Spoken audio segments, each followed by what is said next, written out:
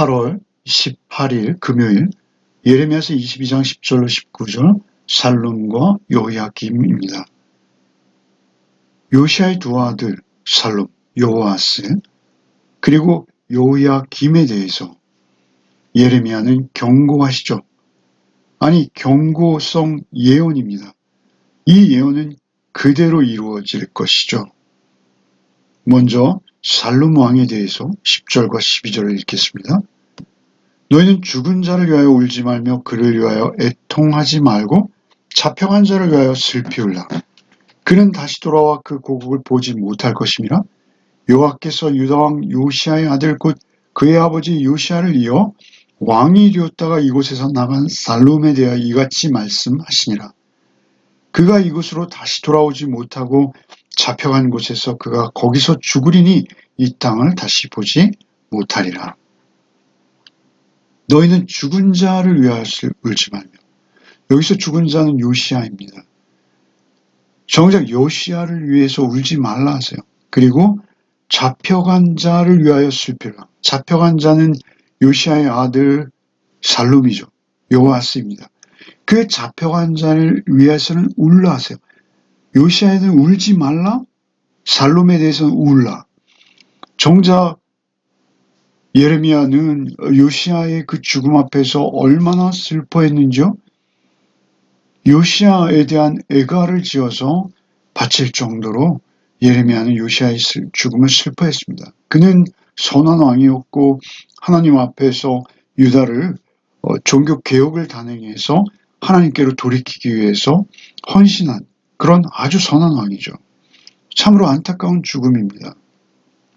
아스루와 그리고 애굽의 전쟁에 끼어드는 바람에 그가 죽었죠. 그것으로 인해서 예레미야는 크게 슬펐음에도 울지 말라 하세요. 오히려 그것은 울 일이 아니라는 것이죠. 더 큰 일이 있다는 것입니다. 요시아의 죽음보다 더 안타까운 일이 있는데 그것은 살룸의 죽음이라는 것이죠. 잡혀간 자를 위하여 슬피 울라. 그는 돌아오지 못할 것이다. 그는 돌아오지 못하고 12절에 잡혀간 곳에서 그가 거기서 죽으리니 이 땅을 다시 보지 못하리라. 살룸, 여호아스는 요시아의 넷째 아들입니다. 여호아스는 여호와께서 붙잡아 주시기를 이라는 간절한 염원의 뜻이 깃든 이름입니다. 그 살룸은 여호아스는 백성들의 기대를 한 몸에 받고 있었어요. 그래서 비록 순번이 아니지만 그를 백성들이 왕 삼은 것이죠. 그만큼 그는 백성들의 기대를 한 몸에 받고 있었습니다.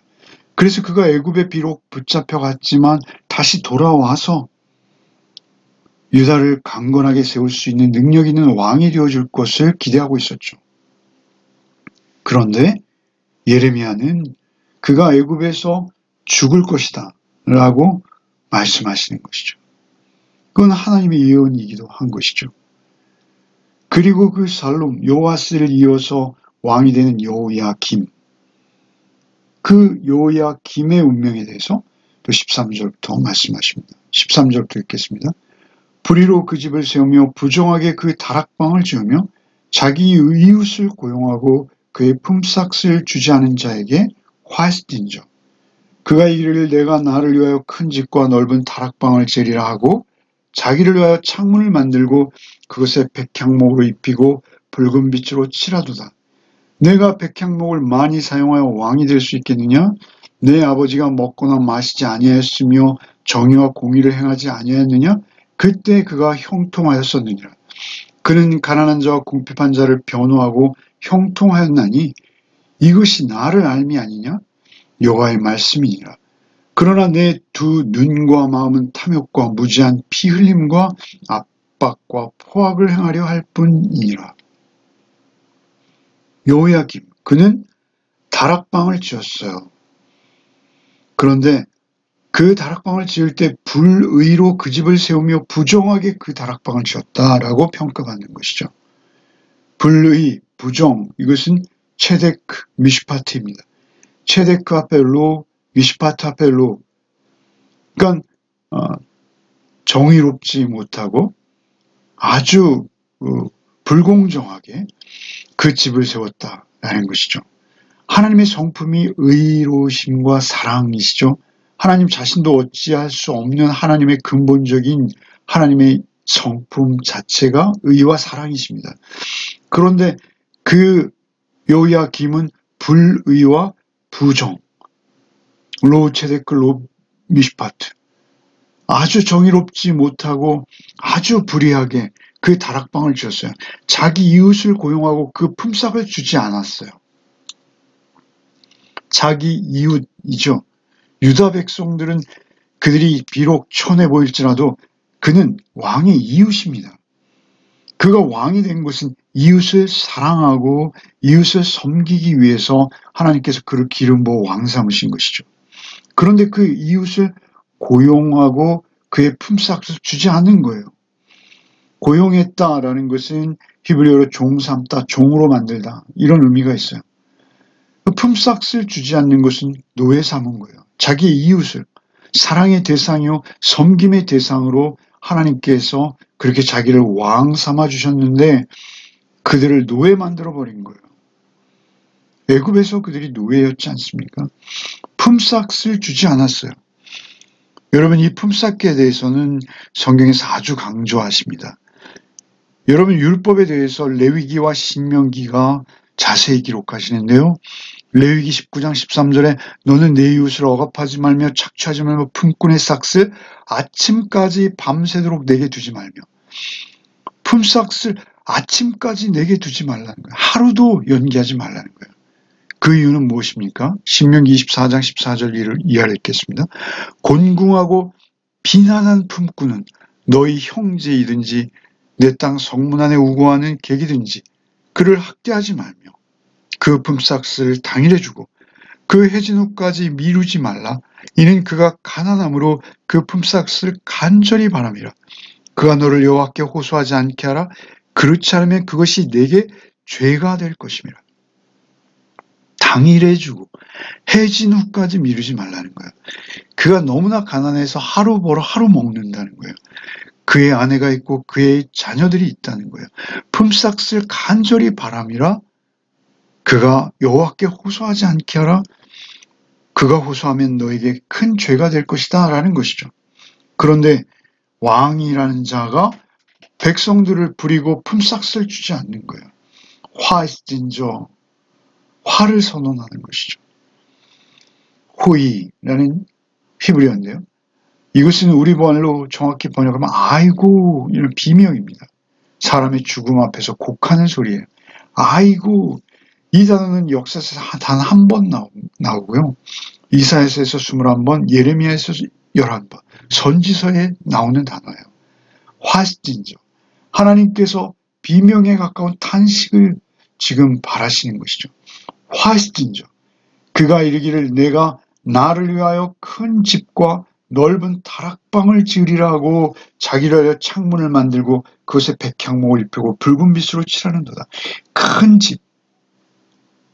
자기를 위해서 넓은 다락방. 이 다락방은요, 사실 우리가 생각하는 다락방이 아닙니다. 다른 성경본에는 누각으로 번역했어요. 아주 호화스러운 누각, 넓은 누각, 애굽의 건축 방식에 따라서 화려하게 지은 누각을 말하는 것이죠. 공중에 떠 있는 집이에요. 그 다락방을 지으리라 하고 자기를 위하여 창문을 만들고 창문을 만들수록 건축법은 어려워지고 건축비는 많이 드는 것이죠. 창문을 만들고 그것에 백향목으로 입히고 붉은 빛으로 칠하는도다. 사실 지금 유다는 애굽에 막대한 조공을 하고 있습니다. 그래서 백성들에게 세금을 아주 악착같이 거둬들이고 있죠. 나라가 애굽과 바벨론 사이에서 풍전등화와 같은 그런 위기에 있는데 그런 엉뚱한 건축 사업을 벌이고 있는 것이죠. 내가 나를 위하여 큰 집과 넓은 다락방을 지으리라. 거기에 대해서 하나님 이렇게 말씀하시는 것이죠. 15절에 내가 백향목을 많이 사용하여 왕이 될 수 있느냐? 왕이 될 수 없다는 것입니다. 왕의 권위는 불꽃이란 높은 누각에 앉아있음으로 생기는 게 아니라는 것이죠. 백성을 사랑하고 섬길 때 그에게 권위가 생기는 것이죠. 백향목을 많이 사용하여 왕이 될 수 있겠느냐? 왕은 그렇게 되는 게 아니라는 것입니다. 내 아버지가 먹거나 마시지 아니하였으며 정의와 공의를 행하지 아니하였느냐? 그때 그가 형통하였었느니라. 먹고 마시는 것, 그것은 해야 되는 것이죠. 얼마든지 왕이면 충분히 먹고 마시며 일해야죠. 정의와 공의를 행하지 아니하였느냐? 그 너희 아버지는 정의와 공의를 행했다라는 것이죠. 그가 그때 형통했다는 것입니다. 형통했다라는 토부입니다. 이것은 선했다는 거예요. 그가 하나님 보시기에 좋았다라는 거예요. 16절에 그는 가난한 자와 궁핍한 자를 변호하고 형통하였나니, 그는 가난한 자와 궁핍한 자를 변호했다. 변호했다라는 것은 법정에서 진심으로 판결했다는 거예요. 가난한 자와 궁핍한 자들이 핍박받고 착취당할 때 그들을 편에 서서 그들을 변호했다는 것이죠. 진심으로 그들을 위한 판결을 했다는 거예요. 가난한 자와 궁핍한 자를 변호하고 형통하였나니 이것이 나를 알미 아니냐. 그것이 하나님을 아는 것이라는 것이죠. 하나님을 아는 자는 그 가난한 자 궁핍한 자를 변호하는 것이다 라는 것이죠. 하나님은 공의와 사랑의 하나님이십니다. 하나님을 아는 자가 그렇게 할 수 있는 것이요. 하나님의 형상을 회복한 자가 하나님의 인격과 성품을 드러낼 수 있는 것이죠. 요시아는 그렇게 했다는 것입니다. 여러분, 우리가 이 땅에서 얼마나 오랜 시간을 사느냐, 얼마나 부자가 되고 얼마나 떡부러지게 집을 짓느냐가 아니라는 것입니다. 우리가 하나님 앞에서 누구인가? 하나님의 형상을 회복한 하나님의 성품 닮은 하나님을 알아가는 삶인가? 그것이 우리가 길거나 짧거나 우리의 생애 중에 하나님을 알아가는 삶, 그 삶이 가장 행복하고 복된 삶이다 라는 것입니다. 그 요시아는 나를 알아가, 그가 비록 전쟁터에서 비운의 그의 생을 마감했지만 그는 나를 알아가고 있었다. 그는 알아가고 있는 것이 우리의 방향성이에요. 얼마나 소중하고 이게 복인지 모릅니다. 그가 가난한 자와 궁핍한 자를 변호하고 형통하였나니 이것이 나를 알미 아니냐? 여호와의 말씀이니라. 그러나 내 두 눈과 마음은 탐욕과 무지한 피 흘림과 압박과 포악을 행하려 할 뿐이라. 내 두 눈은 마음의 창이라 하죠. 두 눈과 마음은 탐욕과 무지한 피를 흘림과 압박과 포악을 행하려는 욕망으로 가득하다는 거예요. 탐욕과 무지한 피, 이 정적들을 제거하는 것이죠. 무지한 자들의 피를 흘려서 붉은 치를 자기의 높은 누락에 하고 있는 거예요. 그 하루의 끼니도 해결하기 어려운 가난한 자들을 데려다가 종처럼 노예처럼 부려 착취하며 지은 그 누각, 그것이 얼마나 무지한 자의 피를 흘림입니까? 뿐만 아니라 예레미야서 26장 20절에 보면요, 예레미야랑 똑같은 내용으로 여호야김을 경고하는 우리야라는 선지자가 있습니다. 그런데 그 선지자가 그 예루살렘 성과 유다 땅에 대해서 예레미야와 동일한 예언을 하자 그를 수배하죠. 그를 죽이려 합니다. 그래서 우리야가 애굽으로 도망하죠.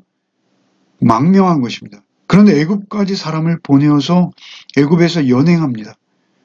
예레미야서 26장 23절에 그들이 우리야를 애굽에서 연행하여 여호야김에게로 그를 데려오매 왕이 칼로 그를 죽이고 그의 시체를 평민의 묘지에 던지게 하니라. 왕이 그를 애굽에까지 수색대를 파견해서 그를 체포해다가 자기 앞에 두고 칼로 죽이게 한다. 얼마나 잔인합니까? 그가 무지한 피를 흘리게 했다라는 것입니다. 그리고 이제 그가 어떻게 되어질지를 선고하시는 것이죠. 18절부터 읽겠습니다. 그러므로 여호와께서 유다의 왕 요시아의 아들 여호야김에 대하여 이와 같이 말씀하시니라. 무리가 그를 위하여 슬프다 내 형제여 슬프다 내 자매여 하며 통곡하지 아니할 것이며 그를 위하여 슬프다 주여 슬프다 그 영광이여 하며 통곡하지도 아니할 것이라. 그가 끌려 예루살렘 문 밖에 던져지고 나귀같이 매장함을 당하리라. 요야김이 슬픈 죽음을 맞이했는데도 불구하고 아무도 울지 않는 거예요. 형제도 울지 아니하고 자매들도 울지 아니하고 통곡하지 아니한다라는 것이죠. 요시아의 죽음 앞에서 유다가 얼마나 통곡하였습니까? 나라 전체가 슬픔에 빠졌다라고 기록하고 있지 않습니까? 그러나 요야김의 앞에 죽음 앞에서는 아무도 울지 않는 거예요. 19절에 그가 끌려 예루살렘 문 밖에 던져지고 나귀같이 매장함을 당합니다. 왕이 죽었는데 그 죽음을 마치 당나귀 시체를 처리하는 그런 방법으로 던져버린다는 거예요. 먹을 수도 없는 그 당나귀 시체를 처리하듯이 여러분 유다인에게 장사 지내지 못하고 그 죽음이 그 시체가 버려지는 것만큼 잔인하고 모욕적인 것은 없습니다. 그런데 왕의 신분으로 그렇게 된다는 것이죠. 지도층일수록 우리는 더 두렵고 떨림으로 살아내야 합니다. 그 지도층의 모습이 그 나라의 장래를 결정하는 것이죠.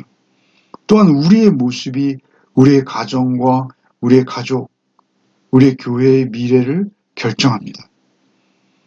많이 가지고 오래 사는 것이 중요한 것이 아니라 하나님 앞에서 내가 어떤 삶을 살고 있는가가 더욱 중요한 것입니다. 오늘 하루를 살 때도 오직 주님 앞에서 정직하고 의로운 삶을 살아내는 복이 있으시기를 바랍니다. 그것은 내 탐욕과 내 욕망으로 그렇게 살 수 없습니다. 오직 내 안에 나를 인도하시는 주님, 나에게 참된 평화와 평강과 기쁨과 영원한 만족을 주시는 주님, 주님이 내 안에 계시고 나를 인도하고 계실 때 우리는 비로소 하나님의 회복된 형상으로 살아낼 수 있게 될 것입니다. 오늘 하루도 오직 성령님 의지해서 복된 삶을 사는 우리 열매 가족들 되시기를 바랍니다. 기도하겠습니다. 주님, 감사합니다. 저에게도 언제나 저희 생애를 정리할 마지막이 있음을 잊지 않게 하여 주시옵소서. 우리가 살아낸 삶이 하나님 앞에서 너는 나를 알아가는 삶이었다 라고 인정받는 복된 우리의 하루가 되게 하여 주시옵소서. 하나님 아는 것이 우리에게 가장 큰 복임을 알고 오늘도 오직 하나님을 더욱 힘써 알기 위해서 노력하고 또 하나님을 바라보는 하루가 되게 하여 주시옵소서. 오직 성령께서 우리 안에 거하시고 우리를 인도하여 주시옵소서. 예수 그리스도 이름 받들어 간절히 기도하옵나이다. 아멘.